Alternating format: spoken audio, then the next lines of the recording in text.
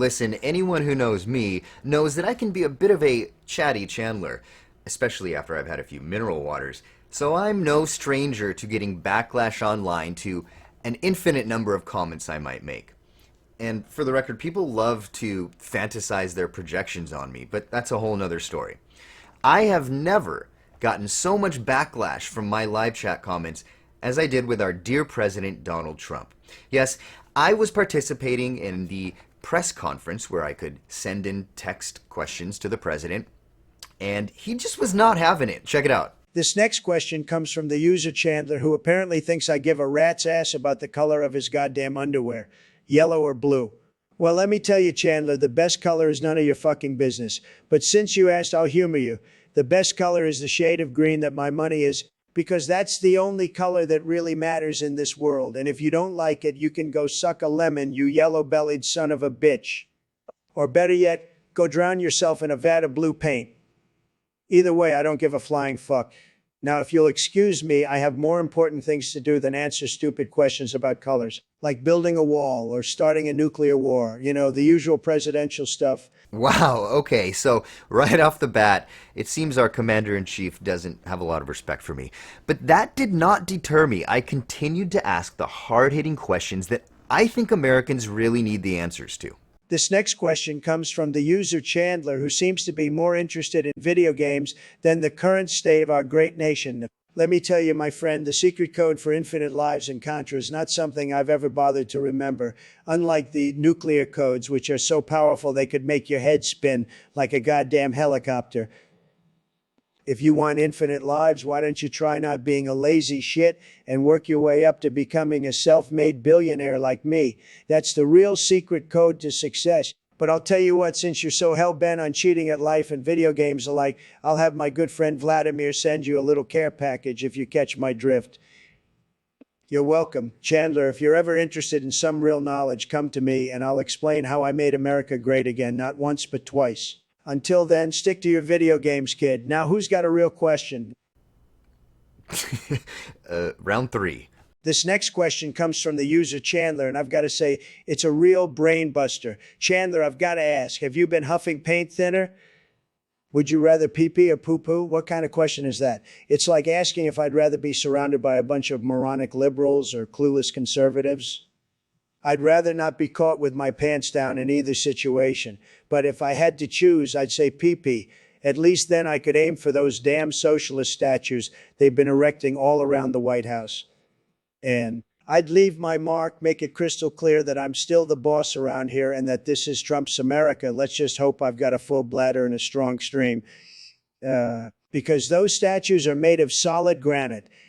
And as for the liberals and the conservatives, both groups can just go screw themselves. While it's clear that I don't have the respect of the president, he is at least answering my questions, so we'll continue. Right? This next question comes from the user Chandler, and it's a doozy. Are traps gay? Well, let me tell you something, Chandler. In my America, we don't ask questions like that. We don't waste our time on such trivial matters. But since you asked, let me give you an answer that's as ridiculous as your question. You see, Chandler, in my America, we don't care about labels. Care about labels. We don't care about what's gay or what's straight. We care about what's American. And let me tell you, there's nothing more American than a good old-fashioned trap. Now, I know what you're thinking. But Mr. President, isn't a trap just a man dressed as a woman?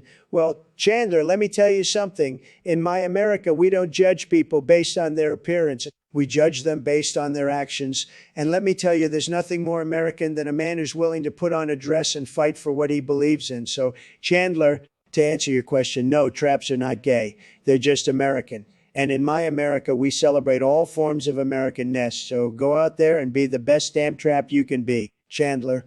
Because in my America, there's no room for anything less. It was at this point that it seemed I was getting the respect of the president. So I decided to kind of put myself out there. This next question comes from the user Chandler. Will you put me in your cabinet? I can be your apprentice. Well, Chandler, I appreciate your enthusiasm, but let me be clear, you couldn't be my apprentice if you tried. I mean, have you seen my apprentices? They're like the team of douchebags. I don't need a B team, let alone a Z team like you. But let's say you did have a shot at it. What the hell could you possibly contribute to my cabinet? You look like you wouldn't know a tax code from a toilet code. And let's face it, you're not exactly a heavyweight when it comes to political experience. Hell, the only weight I see on you is your beer gut. I mean, come on, man. Do you think this is a game show? Will you accept this rose? Will you accept this cabinet position?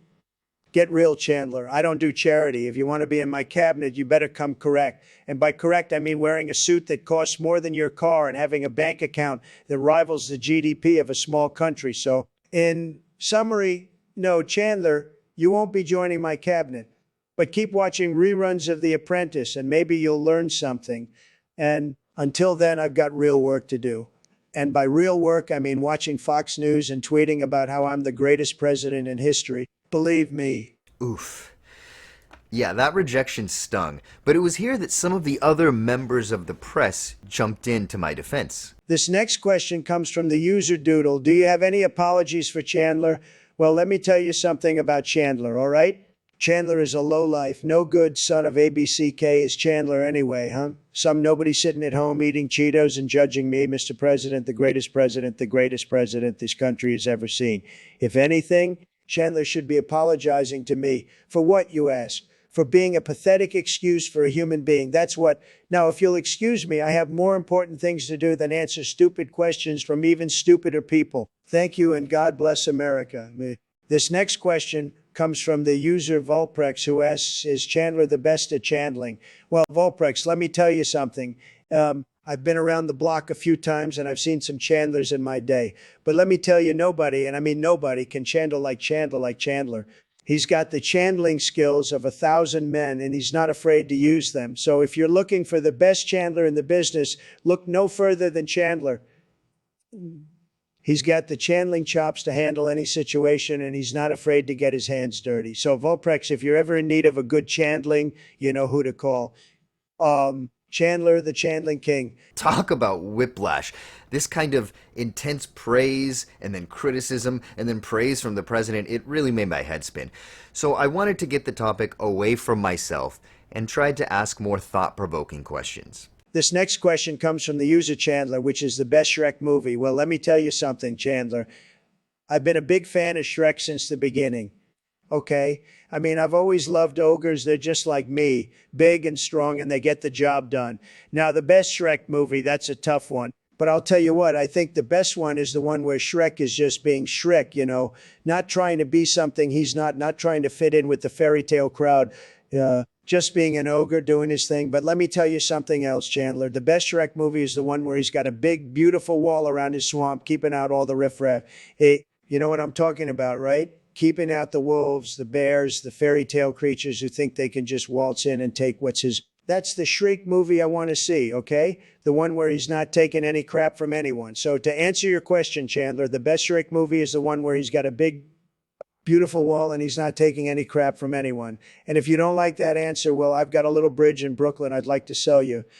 This next question comes from the user Chandler, and let me tell you, folks, this guy must be smoking some of that wacky Toby, if you know what I mean. He's asking why Gandalf didn't just ask the eagles to bring the ring to Mordor. Well, let me tell you, I've dealt with some shady characters in my time, but these hobbits and wizards take the cake. First of all, those eagles are a bunch of freeloaders. They're always flying around looking all majestic and shit, but when it comes to doing some real work, they're nowhere to be found. I mean, come on, they could have saved everyone a lot of trouble if they just picked up the damn ring and dropped it off. But no, they had to be all high and mighty, like they're too good for that kind of thing. And Gandalf, don't even get me started on that guy. He's supposed to be this all-knowing, all-powerful wizard, but he can't even figure out how to get a ring to Mordor.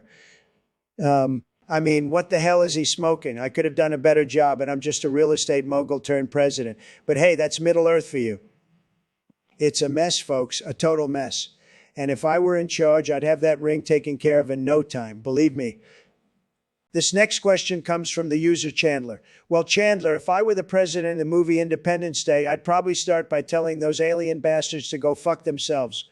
I mean, who the hell do they think they are coming to our planet and blowing up our landmarks? Not on my watch. I'd probably call up my good buddy Jeff Goldblum and tell him to get his nerdy ass in gear and figure out a way to blow up those alien ships. And if that didn't work, I'd just nuke the whole damn planet and start over. I mean, what's the worst that could happen, right? We'd all be dead, but at least we'd take those alien fuckers with us. So yeah, that's how I'd handle it. Boom. Problem solved.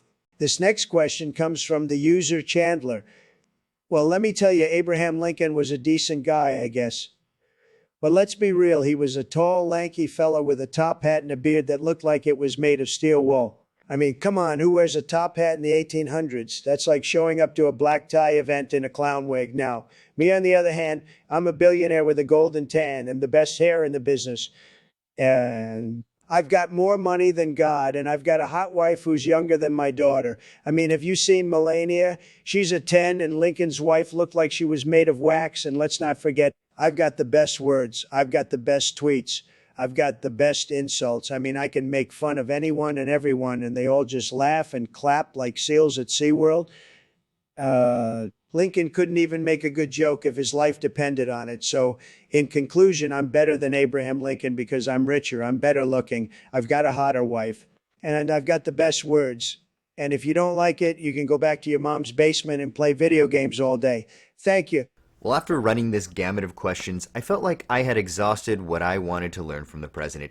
But there was one more question I have. And I think it's actually possibly the most honest answer we would ever get from Donald Trump.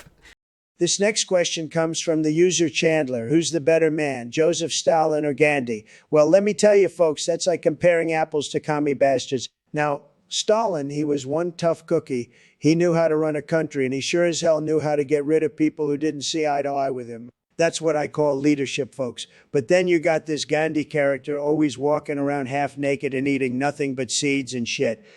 I mean, come on, who can trust a guy who doesn't even wear a suit? And don't get me started on his whole nonviolence thing. That's not how you make a country great. You got to be tough, you got to be strong, you got to be willing to drop a few nukes if that's what it takes. In conclusion, folks, I'd have to say Stalin takes the cake here. But let's be real, neither of them could hold a candle to yours truly. I mean, come on, I built the most beautiful wall, brought peace to the Middle East, and made America great again. All while looking fabulous in my designer suit. So really, the only question should be, who's the better man, Stalin, Gandhi, or the greatest president this country has ever seen? Spoiler alert, it's me.